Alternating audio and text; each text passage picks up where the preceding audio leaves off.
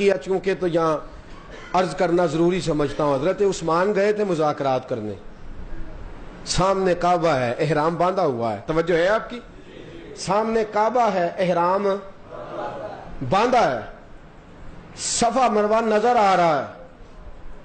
قریش مکہ نے کہا کہ عثمان تو عمرہ کر لے, تیرے نبی کو اجازت نہیں. حضرت عثمان غنی نے کہا میں نے کوئی نہیں کرنا.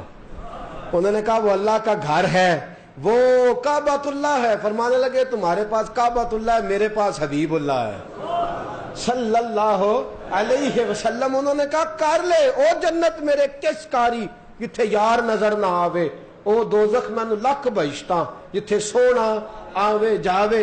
ادھر ایک صحابی بولے, کہنے لگے یا رسول اللہ عثمان کتنا خوش نصیب ہے, ہم جا نہیں سکے, وہ تو طواف بھی کر لے گا, وہ تو استلام بھی کر لے گا, اجتباء بھی کر لے گا, رمل بھی کر لے گا, صفا مروہ کی صحیح بھی کر لے گا, خوش نصیب ہے, چلا گیا.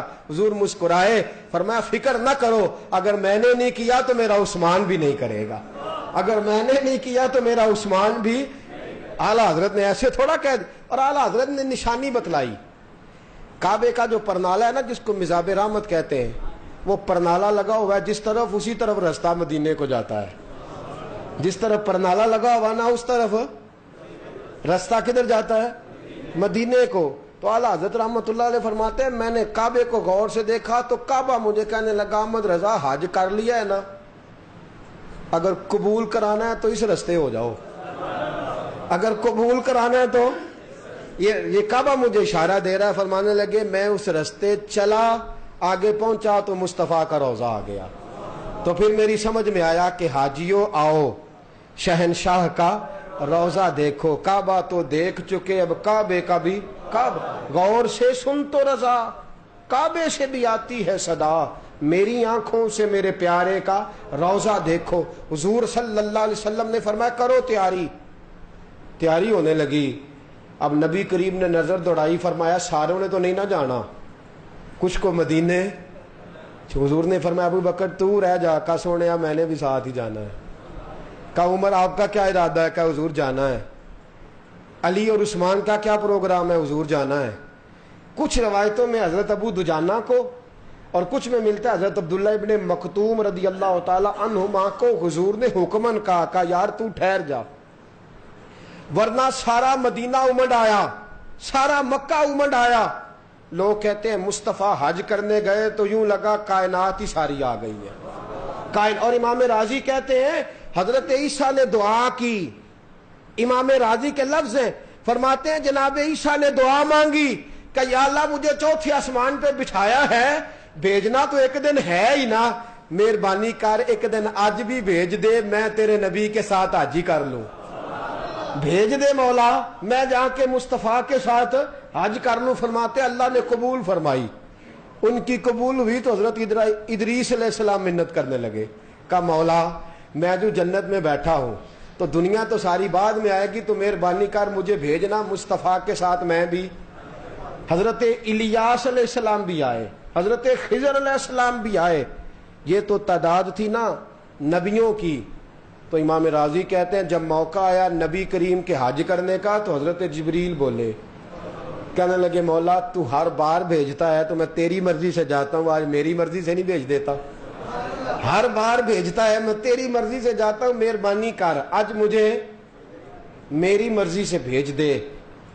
اللہ کریم نے فرمایا جبریل تو اکیلا تو نہیں, ذرا دائیں بائیں پیچھے نظر دوڑا, 70,000 اور بھی ہیں جن کی خواہش ہے کہ آگے آگے مصطفیٰ بولے لبیک اللہم لبیک, تو پیچھے پیچھے فرشتوں کی بھی خواہش ہے. کیا کہا کسی شاعر نے, اس نے کہا جب سے دیکھا ہے لباس بشری میں تجھے, جب سے دیکھا ہے لباس بشری میں تجھے, ہر فرشتے کی یہ خواہش ہے کہ انسان ہو جائے, ہر فرشتے کی یہ خواہش ہے کہ انسان ہو جائے.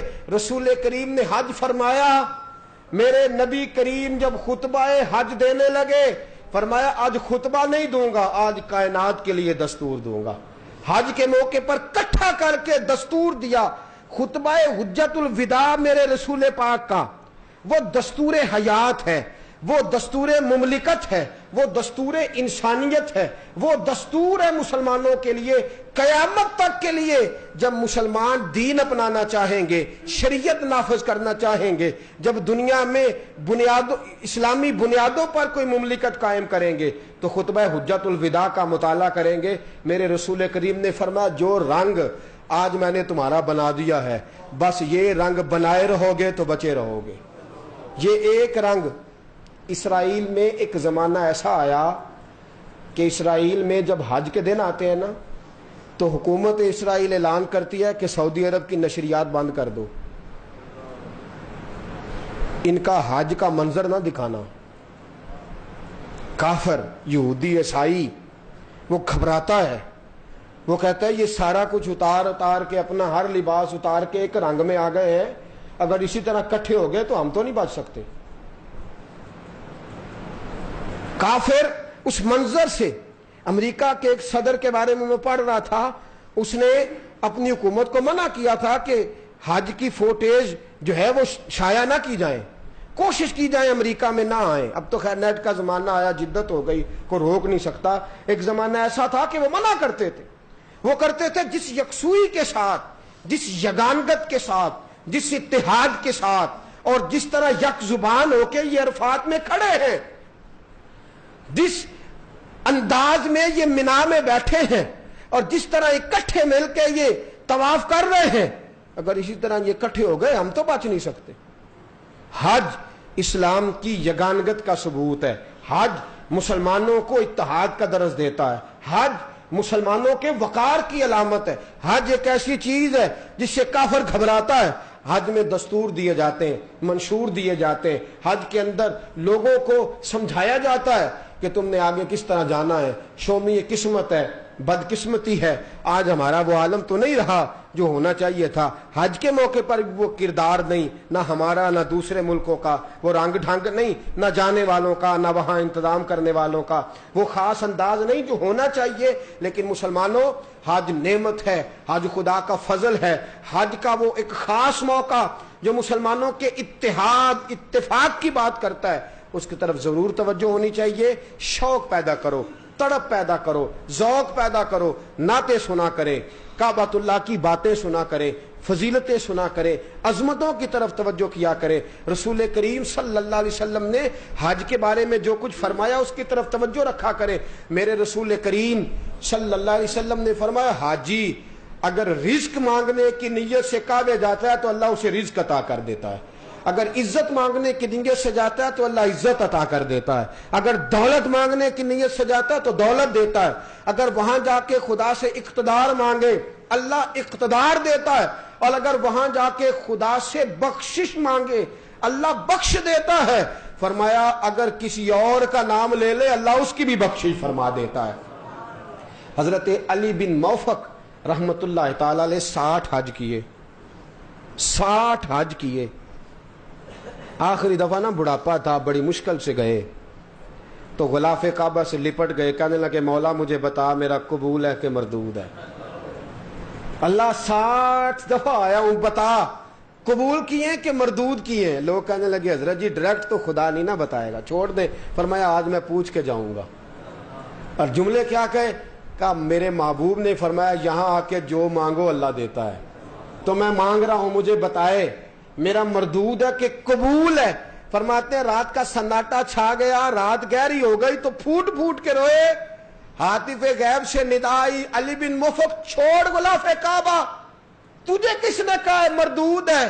میں اپنے گھر بلاتا ہی اسے ہوں جس کا قبول کرنا ہوتا ہے، میں بلاتا ہی اسے ہوں جس کا قبول کرنا ہوتا ہے، آتا ہی وہ ہے جس کا قبول کرنا۔